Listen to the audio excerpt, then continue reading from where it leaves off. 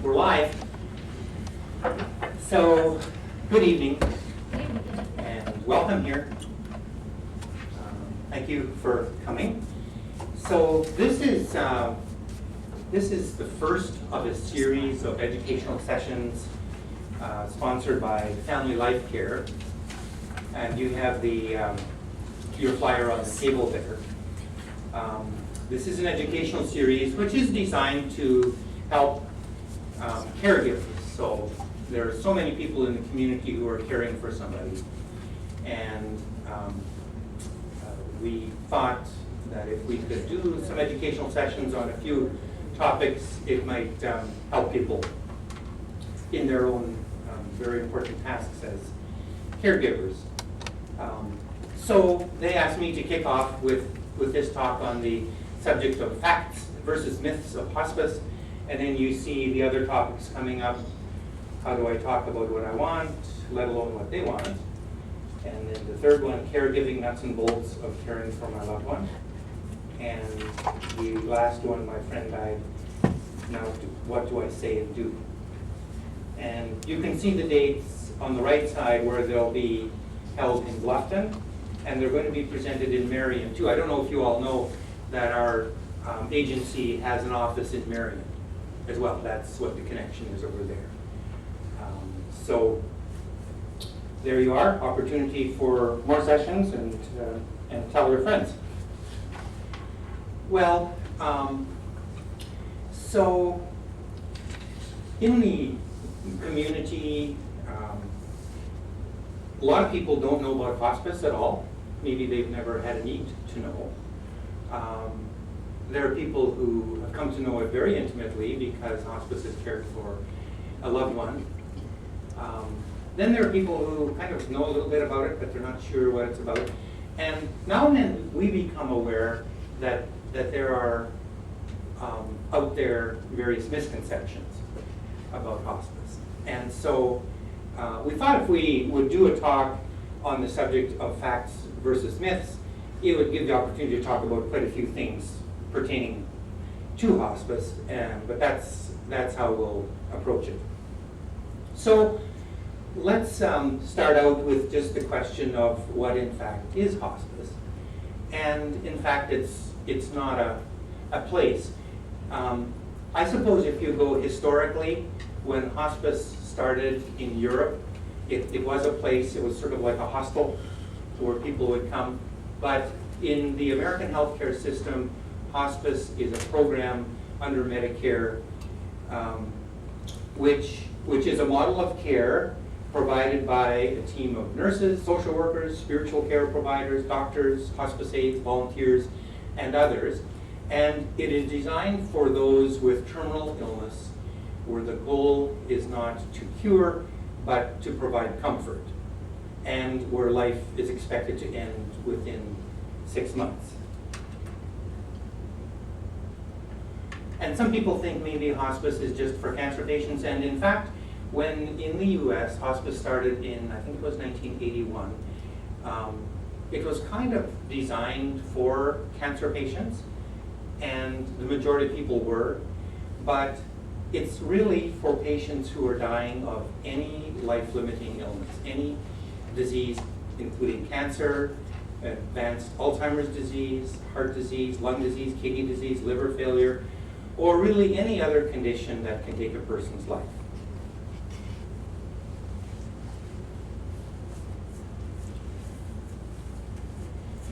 So people think that when a patient goes on hospice care, it means that they must be very, very close to the end of life.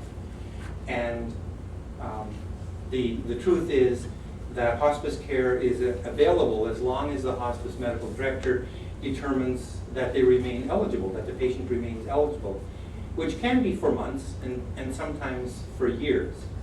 So the basic criteria are that the patient has a life-limiting illness where death is expected within 6 months from the time of assessment, if the disease takes its expected course, and where the goal of care is symptom management. So it's a matter of the hospice medical director evaluating the situation when someone is referred and then determining whether probably life is going to end within 6 months. And we say probably because we're not very good at predicting the future. Not in healthcare and not in things generally. But we make a medical estimation as to whether death probably will happen within 6 months if the disease does what we expect the disease is going to do. And then again, where the goal is to manage the symptoms, to keep people comfortable, as opposed to doing any sort of curative treatment. So if it's within 6 months, then how can a person continue to be on hospice longer? Well, when a person is admitted to hospice, they are admitted to a period of care, which initially is 90 days. And if when that's complete, they continue to qualify, they're still alive and they continue to qualify for hospice, they can be recertified for another 90-day period. And thereafter, they can indefinitely be recertified for 60-day periods. But at the beginning of each of those periods, we ask the question again about survival time. From that point, looking forward, is death probably going to happen within 6 months? And so that 6-month period keeps sort of advancing itself. You know, each time that we're ready to recertify a patient, then from that point forward we say, is death probably going to happen within 6 months? And so that's the reason why people can end up being on hospice in some cases for years. And it points out the fact too that we're just not very good at predicting how long people will live. And I know doctors forever have said, you know, George, you've got 2 months, or Mary, it's going to be 6 to 8 months, that sort of thing. But the truth is we don't do that very well. They've even done scientific studies to evaluate how well doctors predict survival, and it proved that we don't do it very well. So we just have to be truthful about that. It's worthwhile to think about what causes people to die. You know, this much we know, that since the beginning of time, everybody dies eventually. The mortality rate is 100%. But the reasons for people's deaths has changed. So if we look, for example, to the year 1900, a very high percentage of deaths happened because of infectious illnesses. You can see the list there. Number 1, pneumonia. Number 2, tuberculosis, which we hardly hear of anymore. And number 3, diarrhea and enteritis, which are gastrointestinal illnesses. And at that time, life expectancy, of course, was pretty short, like 47 years. And if people did become debilitated or disabled due to illness, usually that didn't last very long. So if we jump ahead to 2007, when I first did this slide, then the leading cause of death is heart disease, and secondly, cancer, thirdly, stroke. And life expectancy in 107 years has jumped ahead by about 21 years. So we live a lot longer than people used to do. Or if we look even more up to date, these are 2015 statistics. There you can see the leading causes of death with heart disease at the top, cancer, lower respiratory diseases, that would be like emphysema, chronic lung disease, those sorts of things, and so on down the list. So what causes people to die has been a changing picture over time. And maybe I've got a sick sense of humor, but I like cartoons, and the doctor says, but think of all the things that you're not going to die of. And if you don't think it's funny, that's okay. But I did. So another thing that's useful to think about is that depending on what people die of, the trajectory of the disease or the way people come to the dying varies as well. So probably about 10% of us will die suddenly. Something will happen abruptly. We have a heart attack, we have a stroke, we have a blood clot, something like that. And about 25% will die of cancer illnesses, about a third from organ failure, that's like heart disease, lung disease, kidney failure, liver failure. And then another third will sort of dwindle away. And these are the people that you know of in nursing homes. Many of them have dementia, not all of them do, but chronic degenerative diseases, which just kind of take a person down little by little by little over the course of years. And so the time frame or the pattern of people's coming and dying changes. With cancer, often people are very functional until maybe 3 months or so before their death, and it varies a lot, of course, but many people are. And then they have a steady progressive decline until they die. Now, for people with organ failure, heart disease, lung disease, liver disease, these sorts of things, these are people who are sick for years and years. And nowadays, you know, with modern medicine, these people, their chronic diseases are managed. But these are people who often have frequent hospitalizations over the years. And so they'll have congestive heart failure, they'll come to hospital, they'll get tuned up, as we sometimes say, they'll go home, and they'll be okay for a period of time, and then they'll go back into heart failure, they'll come to hospital, get tuned up, and go back out. And so a lot of people with organ failure will have multiple hospitalizations, and then eventually, usually, they will die during one of the episodes of worsening of their chronic disease. Excuse me. Now, for the people who just sort of dwindle towards their death, and I call that group the frailty group, they, on the other hand, will just have a long, slow decline.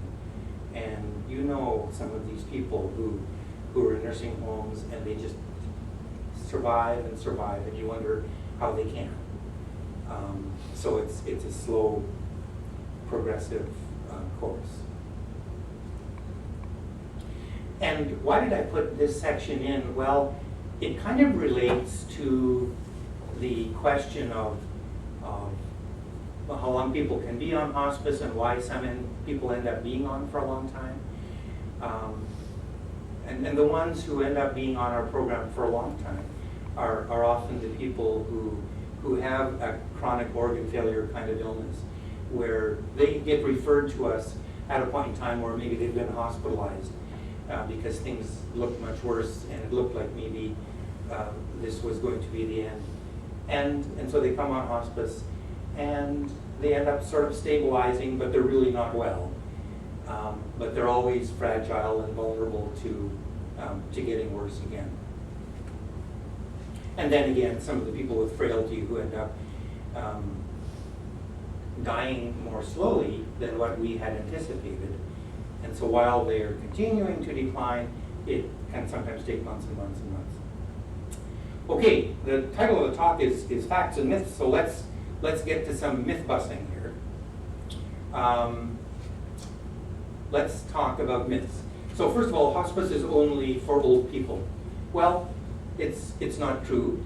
Hospice is for people who are dying at any age. And nationally, about 20% of people who are on hospice care are less than 65. So we would say those are the young people. And I put it that way because I'm just a little bit less than 65. So young people like me. Although young seems to be getting younger all the time, except not on my end of young. Yeah, so about 20% are less than 65. These are the statistics for our agency, for example, in the last year. So if you look at, let's see if I can do this. If you look at the bottom, we cared for 641 people last year. And so you can see that almost half of them were over 85. But then if we go to the lower age ranges, progressively less, 157 here in the 70s and 80s, 101 in the 60s and 70s, and so forth. And we actually did have 6 young people who were less than 15 years of age as well. But people of any age who are dying can have hospice care. And she says to her friend, I found out I could get $7,000 for him on Antiques Roadshow.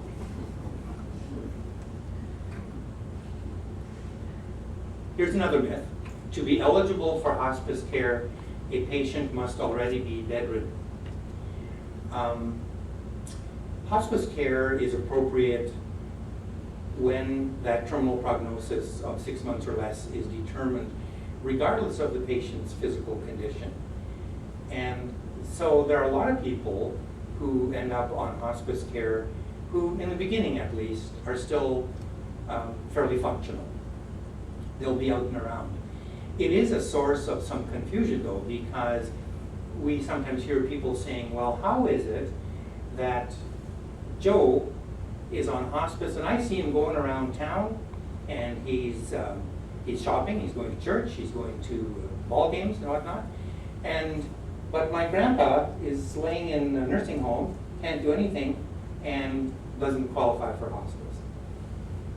It all has to do with, what are their disease conditions, and is there a disease condition which is likely to take the person's life within 6 months? So that's why.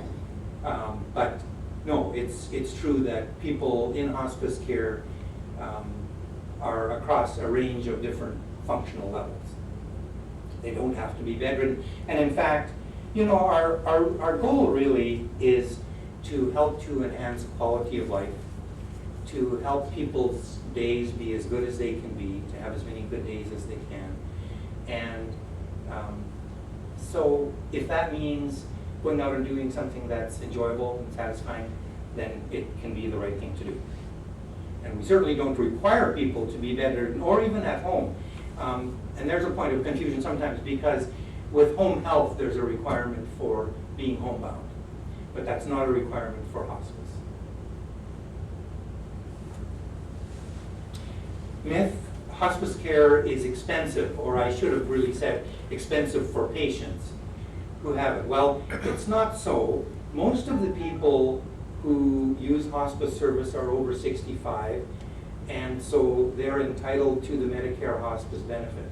It was in, I think, 1981 that Congress passed a law to add what's called the Medicare hospice benefit to the Medicare program. And so for people who are on Medicare, if you have a terminal illness, you are eligible for the Medicare hospice benefit. And this benefit covers virtually all hospice services and requires little, if any, out-of-pocket costs. It means that really there are no financial burdens incurred by the family. Now, I should say that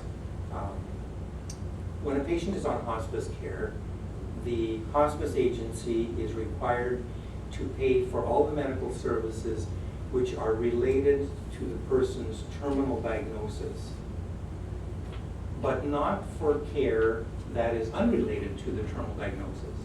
So, for example, a diabetic patient who has diabetic medications and supplies and so forth, but who is on hospice due to, let's say, for example, end-stage lung disease, where the diabetes is entirely unrelated to the lung disease, the hospice would not be paying for the diabetic costs.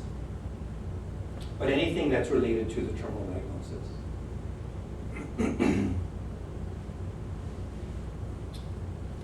Once a patient elects hospice, he or she can no longer receive care from their primary physician. And that's not true.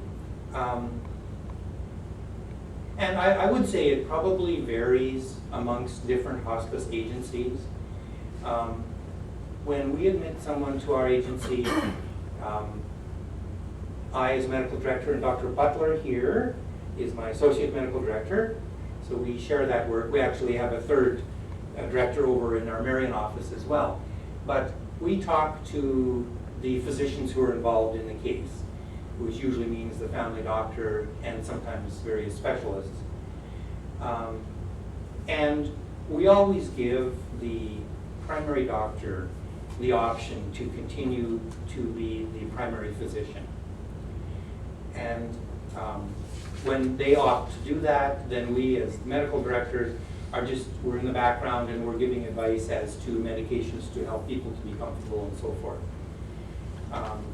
But there's great value for patients when they've got a long-standing relationship with a trusted physician to be able to continue in that relationship. I think it conveys the message that the physician cares and still values them, and so we're not at all unhappy when attending physicians opt to stay involved. And then there are some physicians who just don't feel, up to date or comfortable with the way that we use medications to control symptoms like pain and nausea and agitation and different things. And so they just hand over to us. And when they want to do that, that's fine, we do it. Hospice is for when there is no hope.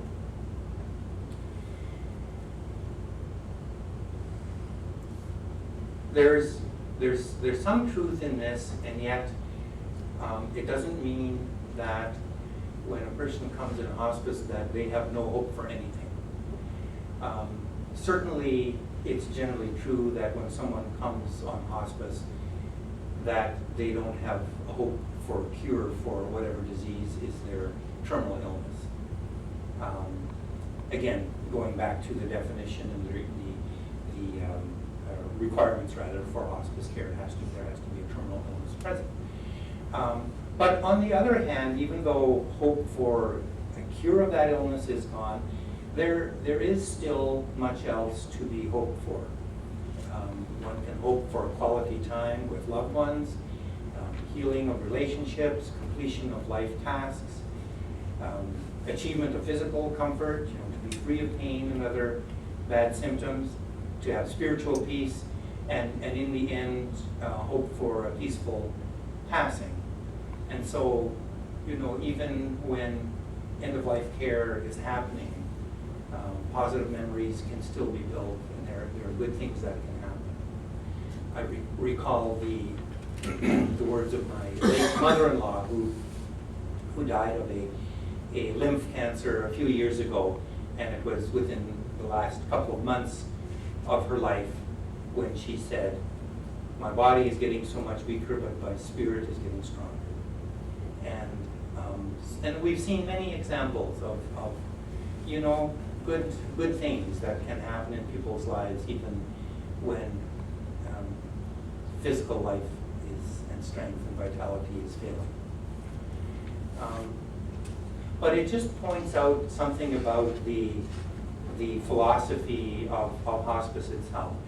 I think about the olden days, and sometimes, isn't it funny how we sometimes think the olden days were the good old days, always, but everything wasn't necessarily good.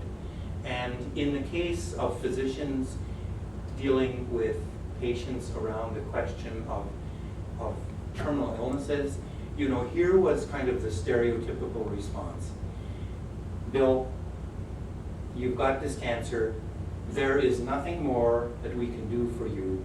Go home and get your affairs in order." So that was kind of the message. It was like, it's done, and I can't help you anymore. And so it's kind of like, you're on your own. I hope you've got your affairs in order. And so in contrast to that, the kind of message that we like to convey is more like this. "Bill, we're really sorry that you've got this cancer illness. We wish for all the world that it could be cured. And it can't, and that's really unfortunate. But you know what? We're going to support you. We're going to stick with you. We're going to help you out for as long as necessary." And so then we bring in hospice service, and people are lavish with attention. Nurse visits several times a week. Somebody comes and bathes them and washes their hair. Other members of the team are there, And it really demonstrates to people that their lives still have value. And that is one of our basic assumptions, that life has value until the final breath. And so, yeah, we much prefer the philosophy of today to the one of the good old days. Here's another myth. Once a patient elects hospice care, he or she cannot return to traditional medical treatment. And actually, anybody who is on hospice have the right to reinstate traditional care anytime, for any reason. So if a patient's condition improves or the disease goes into remission, they can be discharged from hospice and can return to aggressive curative measures. And so we have a small percentage of people who opt to leave hospice and go back to regular medical care. And then there's another group that we actually discharge. And I talked earlier about recertifying people for the next period and the next period and so forth. Well, we can only do that if we sincerely believe that they still meet those initial criteria. But if a patient gets better and they're improved and we look at all the information and we say, I think this person's going to live a long time, then we have to discharge them. And so, we're always glad to be able to graduate people out of hospice. We thought you were going to die, and now you're living, and that's great. So, yes, if people leave hospice for either of those reasons, they can go back to aggressive usual care. And then beyond that, if they get sicker again, and if again they come to meet criteria for hospice, let's say they're better for a while and then they get sicker, and then if they're referred back to us and we assess them and we say, yes, you meet criteria, they can come back on.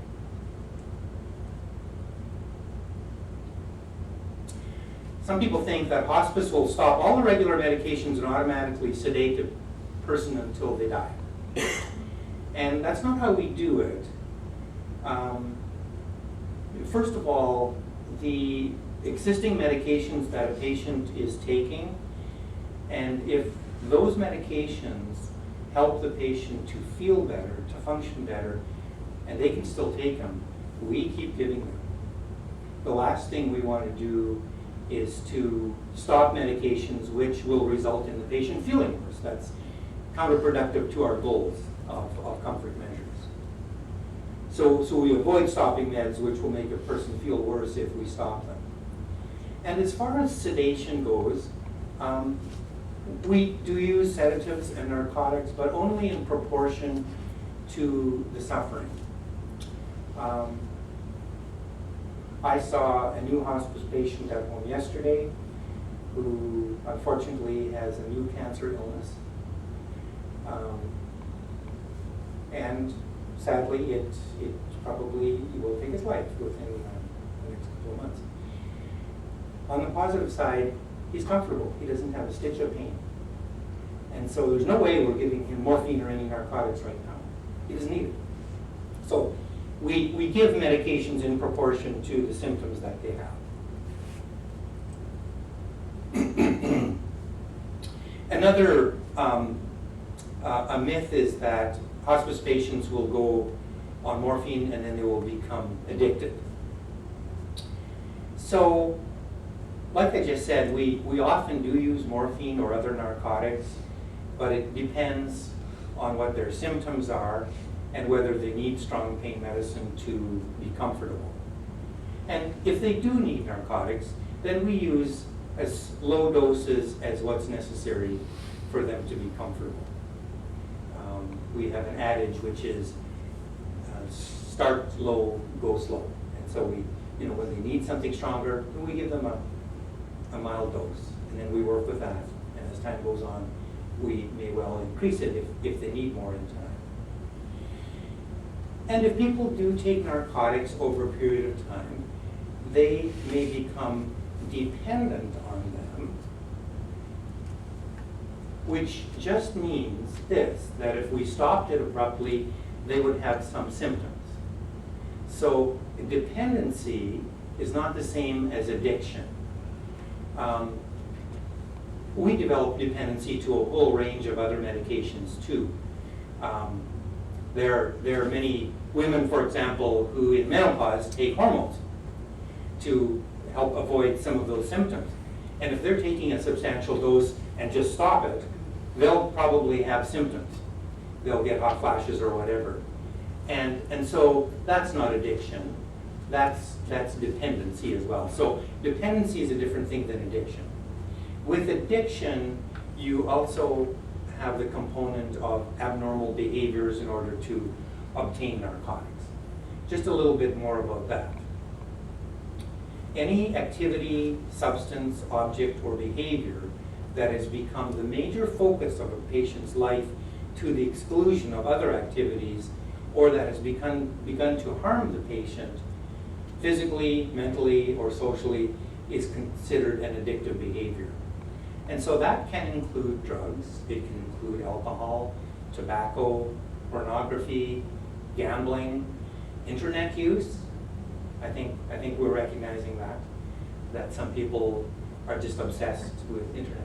But that's kind of the picture when it comes to addiction. So we don't find, we're not concerned that people will become addicted.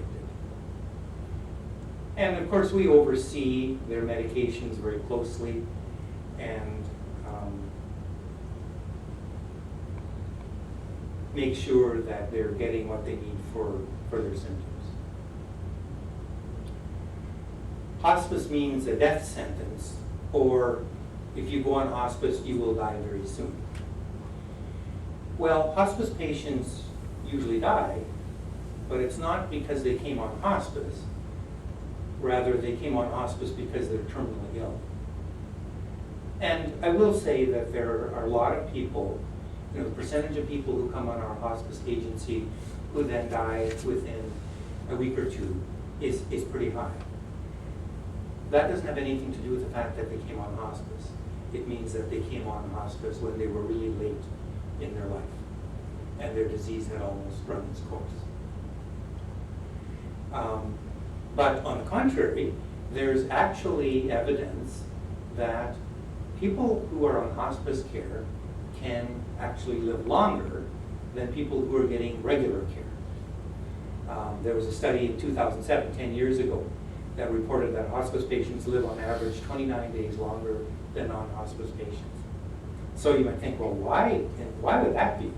Why would that be? It's really ironic, really, because a lot of those patients, in fact, we have stopped medications which we think at that point in their life are no longer necessary or helpful to them. They're not going for tests and procedures. They're not going into hospital when they feel a little bit worse. Why in the world would they potentially live longer? And I don't know if anybody really knows, or if there's a way that we can really determine that. Personally, I think it has to do with the kind of attention that they get. They get loads of caring attention. They get pampered, and I think the message that conveys is that their life has value, and they feel better.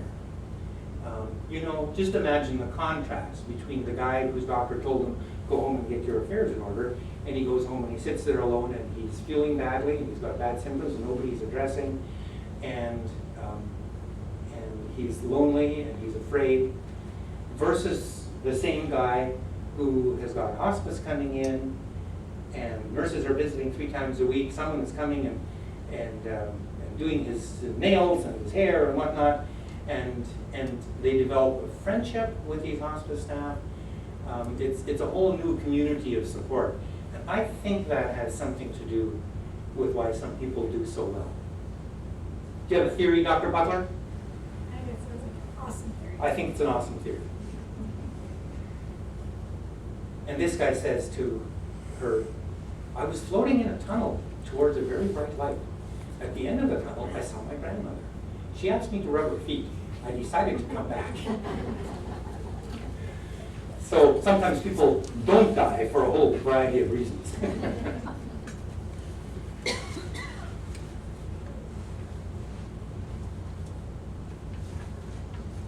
Well, yes, and in follow-up to it, I was just saying, some people, get on hospice and due to whatever reasons, whether it's because of the loving care that they get, or just that their disease sort of settles down for a while, or whatever the reason, and they feel better, then they may reach the point where they're no longer appropriate. And this is always a little bit of a quandary for us, because due to regulations and our obligation to certify and recertify and discharge patients within the rules of the game, Medicare's rules, we have to discharge people who don't meet criteria. But we feel badly about it because they've gotten used to this team of people who are coming in, and we pull those people out. And then they're managing on their own. And, a lot of people do fine. But some people find that then they regress, they get worse without all that support. So then they get worse, and then somebody refers them back to hospice, and then we put them back on, and then they feel better. But that's just a bit of a paradoxical situation that sometimes happens. Some people think that hospice starves people to death, and we don't. We encourage people to eat and drink to whatever level they can. It is true that when people are dying from a broad range of different illnesses, whether it's a cancer illness or heart disease, lung disease, dementia, that usually toward the end they lose either the interest in eating, they lose their appetite, sometimes they lose the capacity to eat and to swallow. But the normal thing, we would say, is that people's capacity to take food and nourishment diminishes. We would say that's a normal part of dying. And so it's not that the hospice staff stops the feeding, it's all up to what the patient can do and wants to do, and depends a lot on the changes within their body due to the disease. And so the doctor says to the patient, "This is never easy to tell people with your condition, Mrs. Peterson, so I wrote a little song." Well, I play guitar myself, and so I thought that was pretty funny. But I don't have a song for you today. So that's all I have. I hope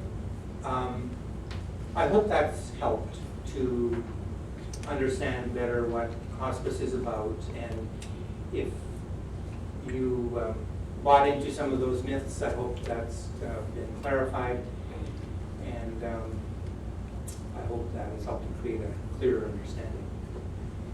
I'm willing to answer questions. We've got some time yet. Yes? For those patients who are maybe just starting to get on hospice, or those who are fairly still independent, what kind of care is given to them? Yeah, that's a good question. So let's say it's a cancer patient and the oncologists have said there's no point in giving you more chemotherapy. Do your best in life until the end, and they're feeling okay, and they're able to take care of themselves. They don't need any help with personal care. In cases like that, what care would look like is a nurse would check in now and then. In some cases, as infrequently as once a week, or it might be a couple times a week. And just to check in with them, see how they're feeling, see if there are any changes. Are they having any symptoms that are bothersome that we can help with? And then we just monitor people, and as their situation changes and their needs increase, then we kind of ramp up the care. Yeah. Could I add to that? Yeah. In addition to Nurse Annie giving Beanie, correct me if I'm wrong, usually a social worker will come in and talk about things like If they want to do an out-of-hospital, do not resuscitate, get that paperwork in order, get any other social work paper that needs to be, probably making sure they have a healthcare representative, making sure they have wills and things like that done. We have chaplains that usually are, if the patient's up for that or is interested in that, we have chaplains that'll come in and they'll come in on a regular basis to pray with that patient. We have volunteers that'll come and talk to, just socialize with patients, play cards. We have home health aides that even though you may not need help with your bathing, sometimes they'll prepare a light meal. Is that right? Based on what that patient's needs are. They may come in and do light housekeeping. Yeah. Things like that. Is that all any other services that you would offer? Massage therapist. But, right, we have a massage therapist who serves a lot of our patients, and she's much loved. Yes. She'll come and give a work over. And Social, we do finances, questions about finances, would a social worker maybe yeah. help them generally with that? Right. The volunteers, we have quite a core of volunteers, and they offer support in a number of different ways. Some people are simply lonely, and so someone just to come and visit. Or some people are really busy with their caregiving and they don't have a chance to get away to get their hair done or go shopping or whatever. Volunteer can come and spend some time, they can go out and take care of what needs to be done. Yeah. For the caregiver. Yeah, for the caregiver. Yeah. We have the new pet therapy, pet volunteers too. Right now we have 4 dogs, and if the family member's interested in having a dog come to their house, they can do that as long as there's no other animals already in the house. We have the veteran volunteers too, that like to work with the veteran patients.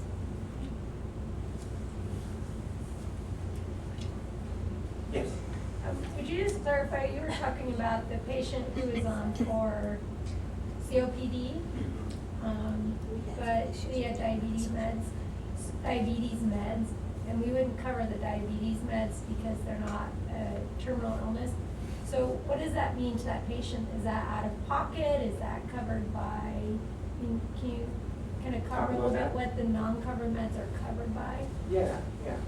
So again, most of these patients are Medicare patients, and most of them would have Medicare Part D.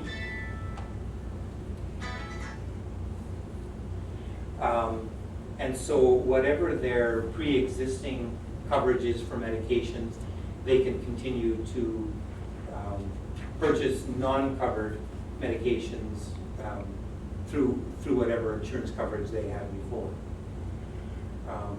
Sometimes,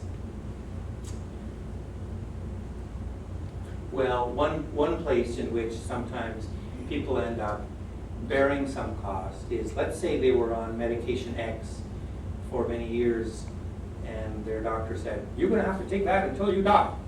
And so they have been.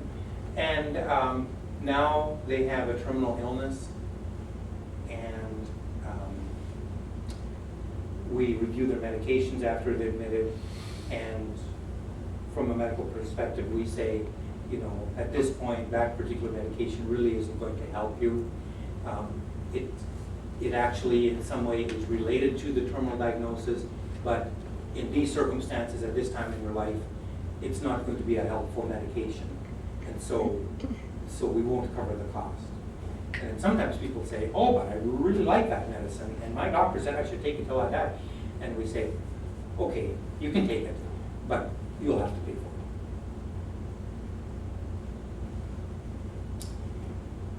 So, other concerns or questions? Yes. If the patient has dementia, Yeah. but then that's not what the hospice diagnosis is, there's something else going. And somebody like the social worker or nurses, or they come in and they're talking to them. They are taking into effect the dementia, right? Because the answers given are not always Yeah. correct. Yeah. Right. And so you know, when we have somebody on the program with dementia, we want to make sure that all the members of our team are aware of that and aware of the level of the dementia and how that manifests itself in that particular patient, because that's going to impact how we talk about things, what we talk about, and so forth. I mean, for example, on the subject of the reality of end of life coming. As a general principle, we would hold to the view that while we don't push conversation on anyone on subjects that might be uncomfortable to them, that we would want to be perceptive and open to talking about, you know, what we might call end-of-life issues. And most people who are of sound mind and who are dying know that they are, and it's their life, and it's their illness, and it's their dying, and so they deserve the opportunity to talk about that if they want. And in a situation like that, where someone has dementia and they're really not connecting, and really don't have that sort of depth of understanding anymore, we really would,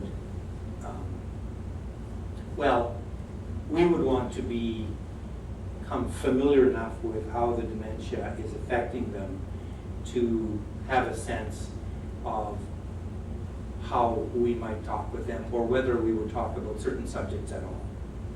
Yeah. And so it's also really helpful to members of our team if, when we admit a patient and if family members say, hey, guys, you really need to know this. You know, this is, we don't want to talk about this, or this is a sore point. And sometimes we actually have people who are admitted to hospice where a family member will say to us, don't even use the hospice word, because she has a certain understanding of that, and it has a very troublesome connotation for her. And so we don't. And so then we'll come in and say, oh, I'm from Family LifeCare. See, our organization is called Family LifeCare, and underneath that broad bracket we have family hospice, we have family home care, we have family palliative care, we have bereavement service, and so on. And so we're not lying when we say that, but we don't have to use that word if it's a sore point. And yeah, so we try to be sensitive to who people are and how they are. But we would sure be talking to family members, the appropriate family members. You know, if grandma has dementia and can't answer these questions, then our staff would be talking to the appropriate family members to get the answers to the questions that we need with that. Yeah. But if they're talking to the patient with the family member there, I just wondered how much and the family member sitting over here going like this. And Well, yeah, I mean, that's a very good point. And you know, depending on what the subject is being discussed, we might just say to the family member, let's step out and have a conversation. Okay.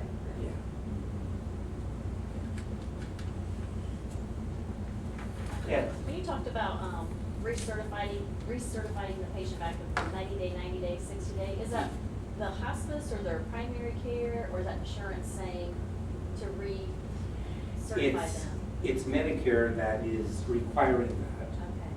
Okay. And so the hospice is required, when each person is coming to the end of a certification period, to reassess to determine whether they still meet criteria.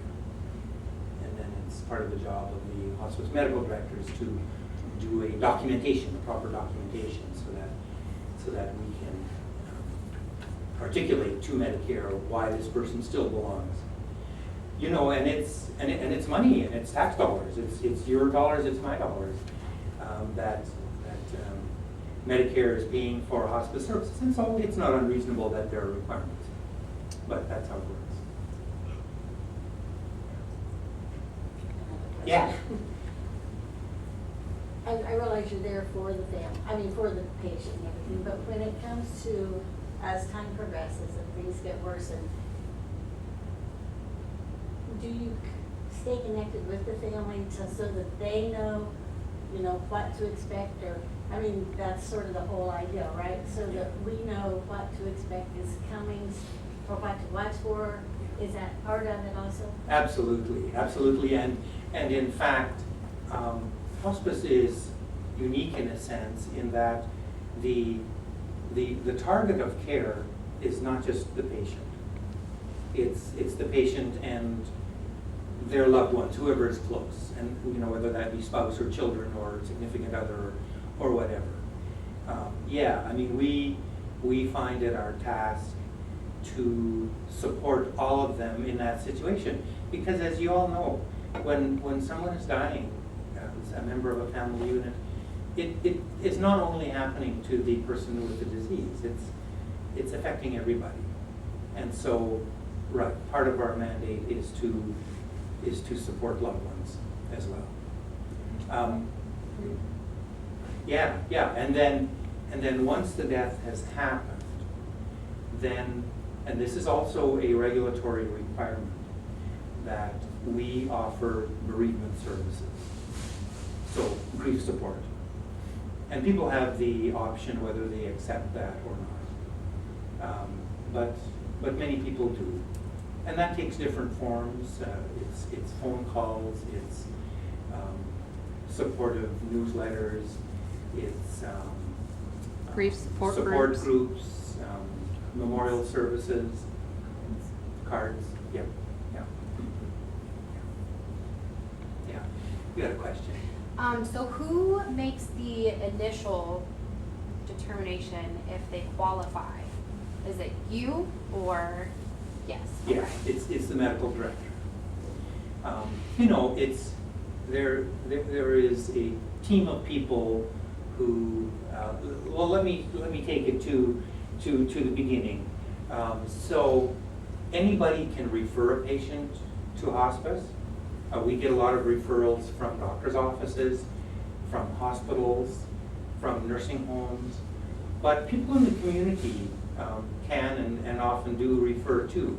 Uncle George had hospice service, and now Grandma is really sick. I think we'd like to have hospice for her, so somebody can. So the source of referral can be anybody.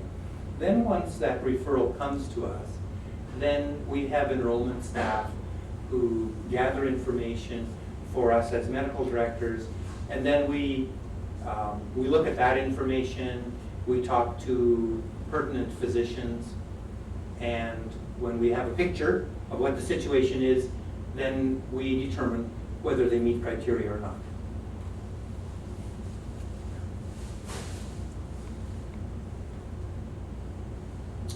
Can I ask another question? Yeah. So you were talking about at end of life, how people, part of the end of life is not eating. So tell me why, if grandma's not eating anymore, I shouldn't put in a G-tube and feed her through a G-tube. Okay. So probably most of you are aware of the medical possibility of putting a tube through a person's abdominal wall into the stomach and feeding them that way. And for some people in some circumstances, that's a wonderful intervention. Let's say, for example, someone has developed a cancer in their throat or their esophagus and they can't swallow food, but they're not necessarily at the end of life and they're undergoing treatment. But in the meantime, they have to be nourished. So that's an example of a perfect patient to put in a feeding tube and to feed them that way. Or someone who has a stroke and they're not dying of the stroke, but they've lost the capacity to swallow. But otherwise their health is pretty good, and you think, well, they might live for a long time. A feeding tube can be inserted into someone like that, and I've seen people in a situation like that where over time they've had a recovery from the stroke, they can swallow again, they don't need the feeding tube anymore. So in contrast to those kinds of situations, where people are declining because of a terminal disease, maybe they have cancer, maybe their heart is failing, maybe their kidneys are failing, and part of that is manifested as a loss of the ability to eat and drink. What would happen if we would do artificial feeding for those people? Well, the terminal disease would still be a terminal disease. And so they would, you know, whether it's this cancer or kidney failure or whatever, that's still there, that's still progressing. And so the feeding wouldn't save them. Not only that, but G-tube feeding has potential complications. And, you know, a tube can become dislodged, or it can become infected, or it can cause bleeding. Or probably one of the most common ones is that the formula which goes into the stomach can come back up, and it can go into the lungs and cause pneumonia. So we've seen people who are tube fed who actually are sicker than they would be if they didn't have the tube feeding. So the long and the short of it is that there are certain kinds of circumstances where tube feeding can really be tremendous and can be life-saving. But when people are dying of a terminal illness where the tube feeding isn't going to rescue that situation, it's not helpful. You might have some other thoughts you want to add as well. No, that's exactly what I was thinking. What if they already have a tube when they come onto hospice? When would they decide to stop that? Yeah, that's a really great question, because we do encounter that, not uncommonly.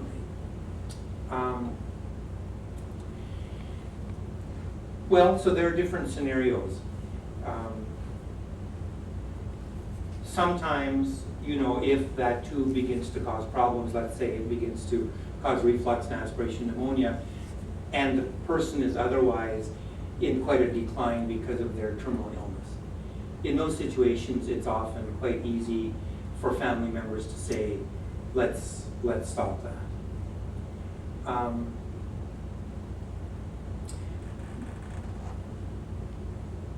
It can be a tricky one because, you know, feeding and nourishment is so important to us in our lives. I mean, we do it because we love to eat. We do it with each other because it's a wonderful way to share hospitality. We do it for our loved ones because it provides strength and energy and so forth. And so there's huge meaning associated with feeding. And not only that, but the absence of feeding conjures up ideas of starvation.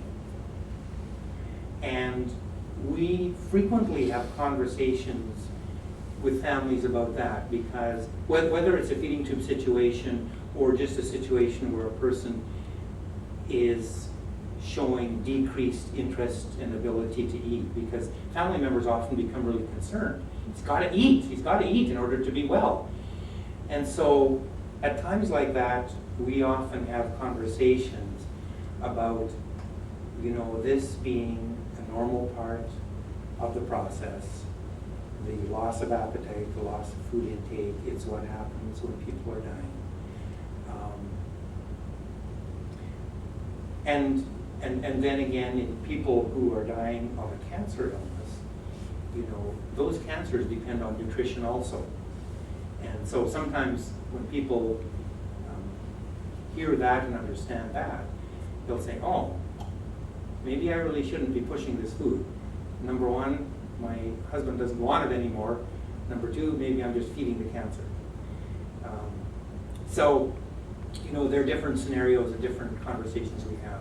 But what we'll often do in a case such as you cited there is we'll often say, you know, when Joe came on, he was on X feeding. He was getting 60 cc's an hour around the clock. And, you know, that was so many weeks ago. We can see now how much weaker he is. We can see he's declining. You know, if he were somebody who was eating food, what would normally be happening is his appetite would be diminishing. And he would naturally be eating less. And that often helps people to say, oh, maybe we can stop this. And you know, every situation is different. There are all kinds of different scenarios, but many people will also come to the point where they might say, they might even ask, you know, at this point, are we just prolonging the dying? Many people come to the point where the dying is taking too long, and they might say we're just artificially prolonging it here. So, but it's a really good question, and it's a tricky issue, and you know, we have to approach each one sort of on its own merits. But then there are some people who just keep feeding their loved ones until death happens anyway, and it will, because the person is terminally ill. But so all kinds of different situations. Well, and an hour has passed. I mean, I'll take another question if there are any more. But if not, then I just thank you for coming. I wish you well in your caregiving. I was going to look up the statistic, and I didn't get around to it, but the percentage of people who end up being caregivers in society, it's really higher than you might think. So many of us at some point will find ourselves, you know, caring for someone we care about. So, okay, and you're welcome to come to the other meetings that are planned.